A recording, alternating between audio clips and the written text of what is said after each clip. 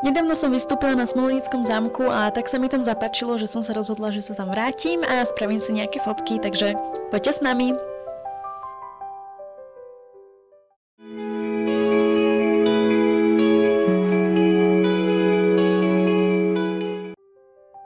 Ak by ste tam chceli niekedy pozrieť, tak je to celkom veľký kopec, takže odporúčam ísť autom. My sme išli iba k jazierku, alebo teda k rybníku, takže sme museli ísť pešo a ten kopec sme si museli vyšlapať.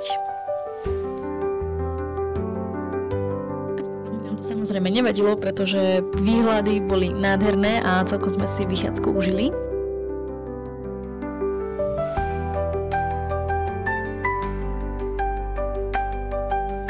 No a toto už je rybník, kde budeme fotiť. Minula som tu aj vystupovala a proste je to nádhera. Sú tam takéto staré vrby, ktoré sú fakt ako z rozprávky, takže musela som tu namať fotky. Tu už som v plotvičke.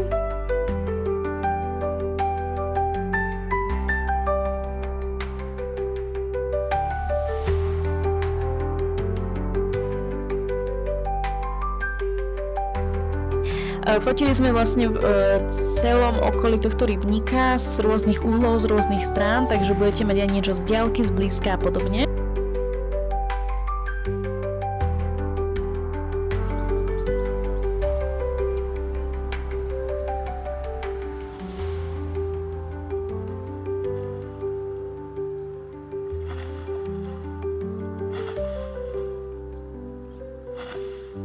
Čo robíš?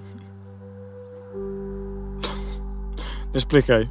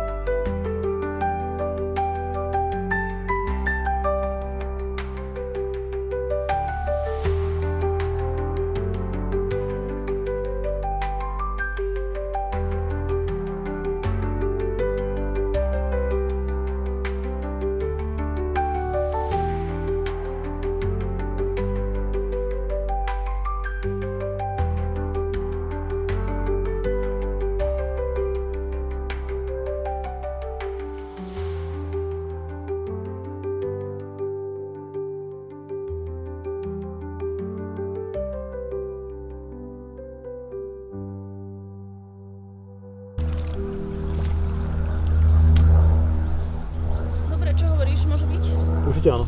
Dobre. Kraken ide na súš.